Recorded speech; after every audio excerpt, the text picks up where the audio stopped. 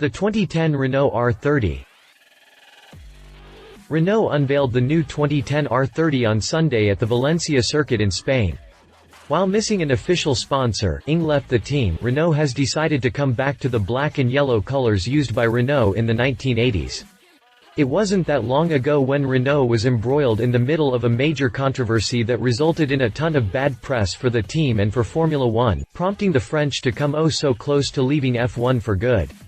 Eventually, Renault reversed course and decided to remain in F1, and over the weekend, they unveiled the Jordan-looking 2010 Renault R30 Formula One car.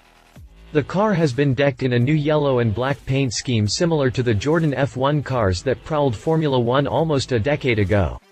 Other than new color scheme and the shark fin engine cover that "S" present in the R30, similar to what McLaren and Sauber have in their 2010 cars, Renault's 2010 F1 car didn "veer" too far away from its predecessor, the R29. Continued with press release after the jump. Present during the unveiling of the new car included Renault F1's reconstructed top brass, including new managing director, Bob Bell, and new technical director, James Allison.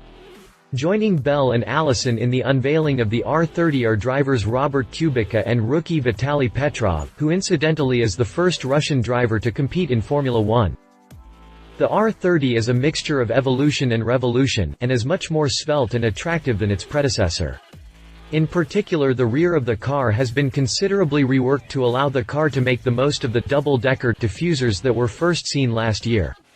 Changes have also been made to the architecture of the chassis to adapt to the refueling ban, which has required the installation of a much larger fuel tank. Press release. The Renault F1 team took the covers off its 2010 Challenger, the R30, today in front of assembled media at the Valencia circuit in Spain. Renault F1 team driver Robert Kubica was on hand to unveil the car and reveal the exciting new black and yellow livery, the iconic colors made famous by Renault in the 1980s. The team also presented Vitaly Petrov as Robert's teammate for the 2010 season. The 25-year-old finished as runner-up in the GP2 series last year and becomes the first Russian driver to race in Formula One. After unveiling the R30, team principal, Eric Boulier, joined Robert and Vitaly for a photo call in front of the car, along with the team's third driver, Ho Pin Tung, and reserve driver, Jérôme D'Ambrosio. Czech driver Jan Charus will also be a reserve driver for the team this year but was unable to attend the presentation. With stable aero regulations, the R30 is a mixture of evolution and revolution, and is much more svelte and attractive than its predecessor. In particular, the rear of the car has been considerably reworked to allow the car to make the most of the double-decker diffusers that were first seen last year. Changes have also been made to the architecture of the chassis to adapt to the refueling ban, which has required the installation of a much larger fuel tank. Speaking at the presentation, Eric Boulier praised the team's efforts in delivering the new car in time for the first test. "We've been working flat out during the winter to ensure that we begin the new season in the best shape possible. The R30 should be a competitive, strong and reliable car, and we've opted for an aggressive development strategy throughout the season. Now we're here ready for the first test and we're all excited to see if the car performs as we think it will." Both Robert and Vitaly were thrilled to see their new car and spoke of their hopes for the season ahead. "The team has been working on the new car for a long time and it's clear that we are moving in the right direction," said Robert. "Now we need to maximize the winter tests to keep up this momentum and continue improving the car.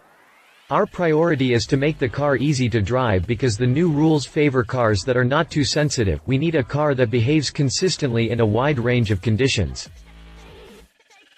Vitaly Petrov added, "The new car looks stunning and the colors remind everybody of Renault's great history in the sport. I can't wait to drive the car for the first time and start working with the team." The Renault F1 team will remain in Valencia until Wednesday evening to complete the first preseason test session. Specifications.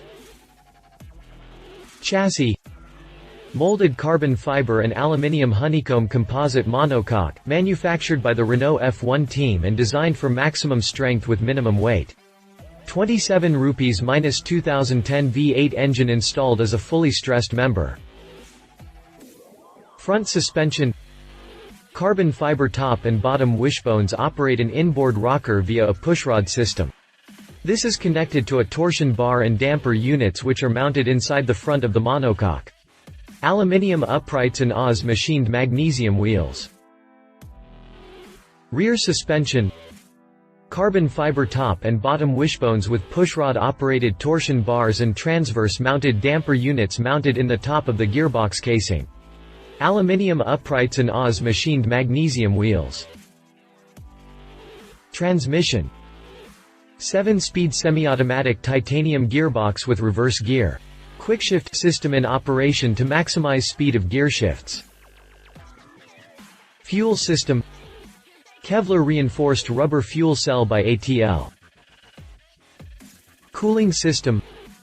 Separate oil and water radiators located in the car's side pods and cooled using airflow from the car's forward motion. Electrical. MES Microsoft Standard Electronic Control Unit. Braking system. Carbon discs and pads, Hitco, calipers and master cylinders by AP Racing.